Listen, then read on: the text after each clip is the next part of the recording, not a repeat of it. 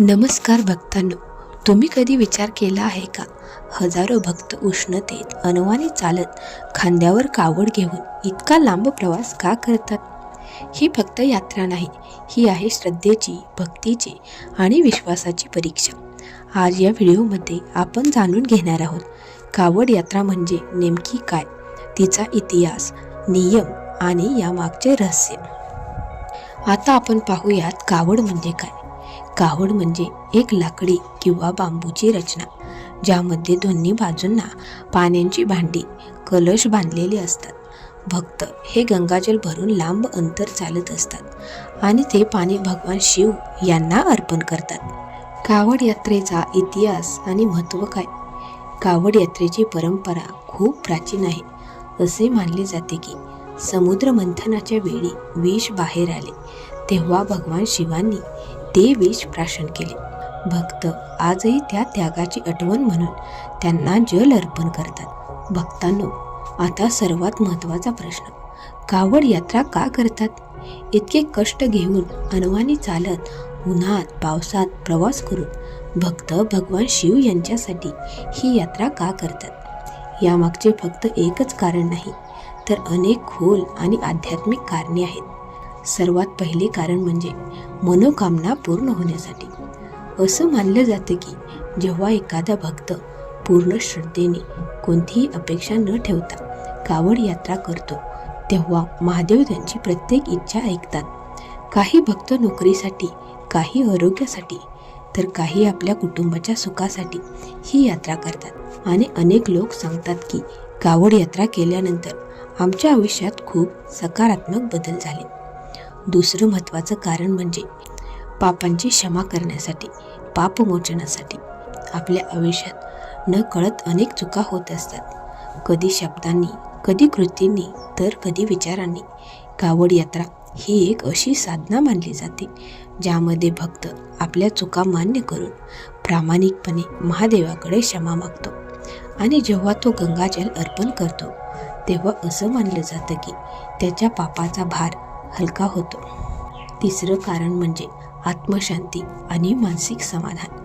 आजच्या धावपळीच्या जीवनात प्रत्येकजण तणावात आहे. मन शांती नाही, विचार थांबत नाहीत. पण जेव्हा भक्त कावड यात्रा करतो तो पूर्ण वेळ हर हर महादेवचा जप करत चालतो. त्या जपामुळे त्यांचं मन हळूहळू शांत होतं आणि त्याला एक वेगळीच सकारात्मक ऊर्जा मिळते. चौथं कारण म्हणजे भक्ती आणि श्रद्धा वाढवणे. कावड यात्रा म्हणजे फक्त चालणं नाही, ती एक तपस्या आहे. जेव्हा भक्त इतके कष्ट सहन करतो तेव्हा त्याची श्रद्धा अधिक मजबूत होते. त्याला देवावरचा विश्वास अजून वाढतो. पाचवं आणि खूप खास कारण म्हणजे भगवान शिवांच्या त्यागाची आठवण. पुराणांनुसार समुद्र मंथनाच्या वेळी जेव्हा विष बाहेर आलं तेव्हा संपूर्ण सृष्टी संकटात आली होती. तेव्हा भगवान शिव त्यांनी ते विष पिऊन सगळ्यांचं रक्षण केलं. त्या त्यागाची आठवण म्हणून भक्त आजही त्यांना जल अर्पण करतात. आणखी एक महत्त्वाचं कारण म्हणजे स्वतःला सिद्ध करणे. कावड यात्रा करताना अनेक नियम पाळावे लागतात. अनवाणी चालणे, सात्विक आहार, वाईट विचार टाळणे. हे सगळं करताना भक्त स्वतःवर नियंत्रण ठेवायला शिकतो आणि हेच खरे आध्यात्मिक प्रगतीचे लक्षण आहे. भक्तांनो, कधी कधी लोक विचारतात, देवाला पाण्याची काय गरज? पण कावड यात्रा ही देवासाठी नसते, ती आपल्यासाठी असते. आपल्या मनाला शुद्ध करण्यासाठी, आपल्या श्रद्धेला मजबूत करण्यासाठी. म्हणूनच जो कोणी खऱ्या मनाने, श्रद्धेने कावड यात्रा करतो त्याला फक्त पुण्यच मिळत नाही, तर त्याच्या आयुष्यात एक वेगळीच सकारात्मक ऊर्जा निर्माण होते. जर तुम्हालाही असं वाटत असेल की जीवनात काहीतरी बदल हवा आहे, मनाला शांती हवी आहे, तर एकदा तरी कावड यात्रा नक्की करा. आता पुढे आपण जाणून घेणार आहोत कावड यात्रा करताना कोणते नियम पाळावे लागतात. भक्तांनो, आता आपण जाणून घेणार आहोत कावड यात्रेतील सर्वात महत्त्वाचा भाग, तो म्हणजे नियम. कारण कावड यात्रा ही फक्त चालण्याची यात्रा नाही, ती एक तपस्या आहे, एक साधना आहे. आणि कोणतीही साधना नियमांशिवाय पूर्ण होत नाही. सर्वात पहिला आणि महत्त्वाचा नियम म्हणजे शुद्धता. कावड यात्रा करताना शरीर, मन आणि विचार तिन्ही गोष्टी शुद्ध ठेवणे खूप गरजेचे आहे. भक्तांनी रोज स्नान करणे, स्वच्छ कपडे घालणे आणि मनात कोणतेही वाईट विचार न ठेवणे, कारण आपण ही यात्रा भगवान शिव यांच्यासाठी करत असतो. दुसरा नियम म्हणजे अनवाणी चालणे. अनेक ठिकाणी कावड यात्रा करताना भक्त चप्पल किंवा बूट घालत नाहीत. यामागे एक मोठा अर्थ आहे. हे म्हणजे स्वतःला नम्र ठेवणे, अहंकार सोडणे आणि महादेवांसमोर पूर्णपणे समर्पित होणे. तिसरा नियम म्हणजे कावड जमिनीवर ठेवू नये. हा नियम खूप कठोर मानला जातो. कावड म्हणजे फक्त एक वस्तू नाही, ती पवित्र गंगाजल वाहून नेणारी आहे. म्हणूनच ती थेट जमिनीवर ठेवणे टाळले जाते. जर विश्रांती घ्यायची असेल तर कावड स्टँड किंवा विशेष आधार वापरला जातो. चौथा नियम म्हणजे सात्विक आहार. कावड यात्रा करताना मांसाहार, मद्य आणि तामसिक अन्न पूर्णपणे टाळले जाते. भक्त फक्त साधं, सात्विक आणि शुद्ध अन्न खातात, कारण अन्नाचा परिणाम आपल्या मनावरही होतो. जसं अन्न तसं मन. पाचवा नियम म्हणजे राग आणि वाईट शब्द टाळणे. कधीकधी प्रवासात थकवा येतो, चिडचिड होते, पण त्यावेळी स्वतःवर नियंत्रण ठेवणे खूप महत्त्वाचे आहे, कारण कावड यात्रा ही संयमाची परीक्षा आहे. जो रागावर नियंत्रण ठेवतो तोच खरा भक्त मानला जातो. सहावा नियम म्हणजे हर हर महादेव जप करत राहणे.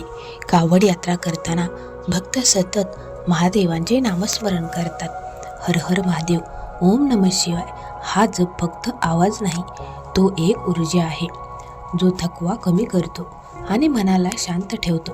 सातवा नियम म्हणजे शिस्त आणि नियम पाळणे. कावड यात्रा करताना ठराविक मार्गाने चालणे, गटात राहणे आणि सर्व नियम पाळणे हे खूप महत्त्वाचे आहे, कारण ही एक सामूहिक यात्रा असते. आठवा नियम म्हणजे सेवा भावना ठेवणे.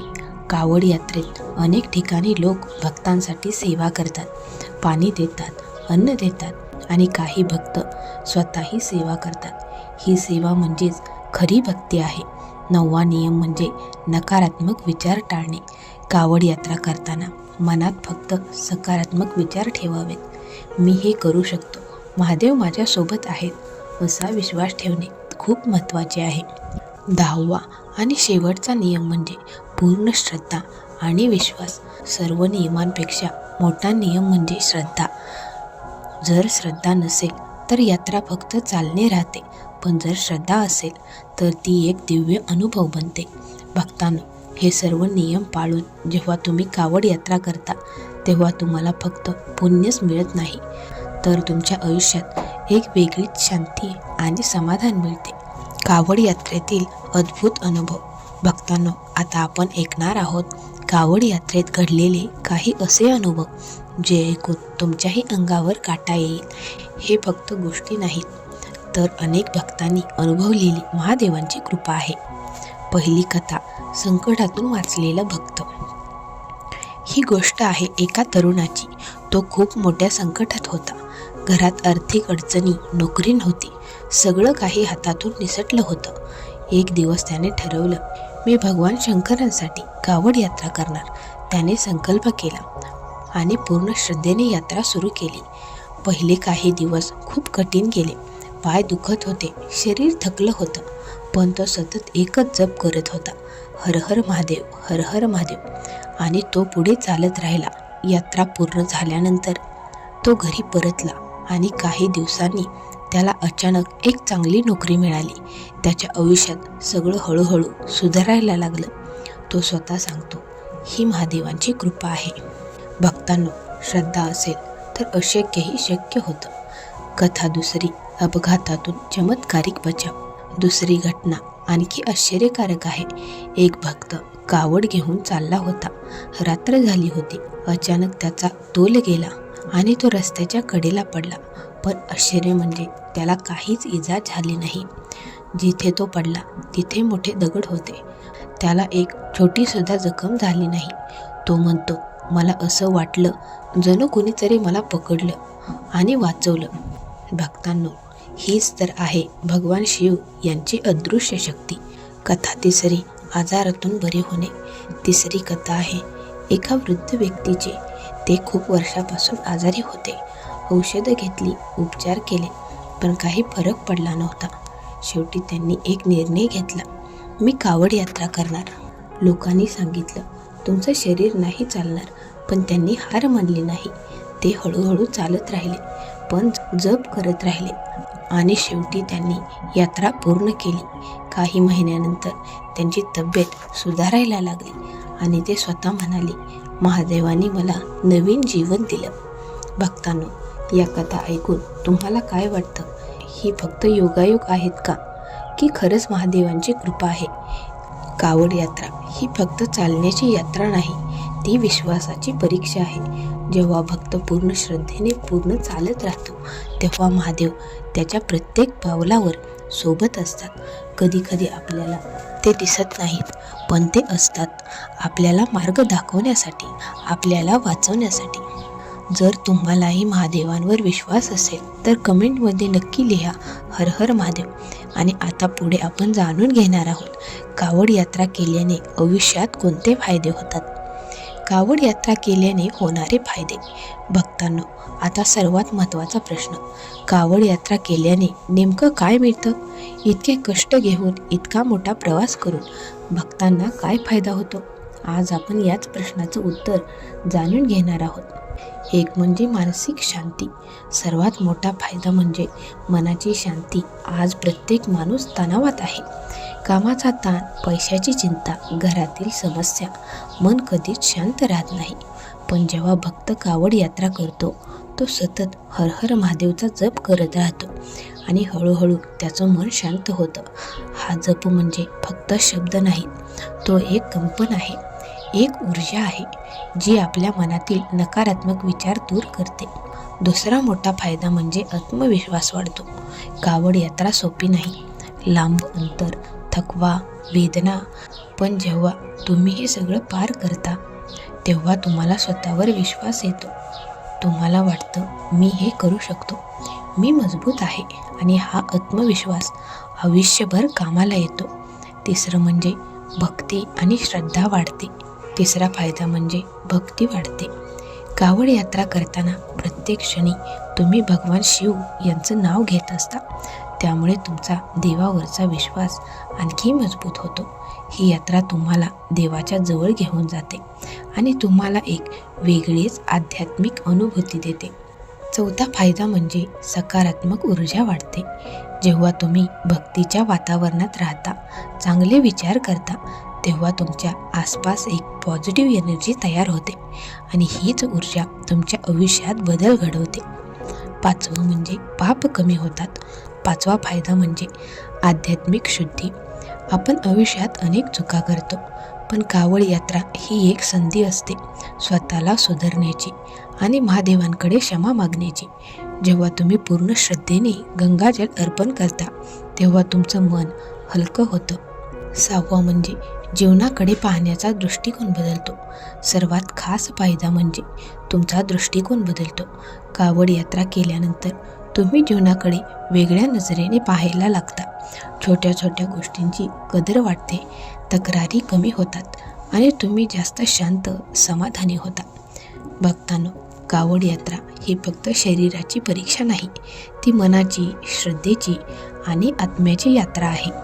जो कोणी ही यात्रा पूर्ण श्रद्धेने करतो, त्याला फक्त पुण्यच मिळत नाही, तर आयुष्यात एक वेगळीच शांती, एक वेगळीच ताकद मिळते. भक्तांनो, आपण आज जाणून घेतलं कावड यात्रा म्हणजे काय, तिचा इतिहास, नियम, अनुभव आणि फायदे. पण एक गोष्ट लक्षात ठेवा, कावड यात्रा ही फक्त एक परंपरा नाही, ती एक भावना आहे, एक विश्वास आहे. जेव्हा एक भक्त खांद्यावर कावड घेऊन अनवाणी चालत हर हर महादेवचा जप करत पुढे जातो, तेव्हा तो फक्त प्रवास करत नसतो, तो स्वतःला शोधत असतो. कधी कधी आपल्याला वाटतं देव आपल्यापासून दूर आहेत, पण खरं म्हणजे भगवान शिव कधीच दूर नसतात. ते आपल्या प्रत्येक पावलावर आपल्यासोबत असतात. फक्त गरज असते ती म्हणजे श्रद्धेची आणि विश्वासाची. माऊलींनो, जर तुम्हालाही आयुष्यात शांती हवी असेल, मनाला समाधान हवं असेल, तर एकदा तरी कावड यात्रा नक्की करा.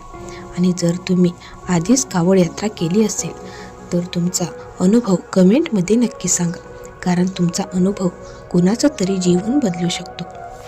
आता एक छोटीशी विनंती, जर तुम्हाला हा व्हिडिओ आवडला असेल तर व्हिडिओ लाईक करा, चॅनलला सबस्क्राईब करा आणि अशाच भक्तिमय व्हिडिओसाठी आमच्यासोबत जोडा. आणि कमेंटमध्ये नक्की लिहा हर हर महादेव. पाहूयात किती खरे शिवभक्त आहेत इथे. महादेव तुमच्या सर्व इच्छा पूर्ण करो, तुमच्या आयुष्यात सुख, शांती आणि यश देवो. हर हर महादेव.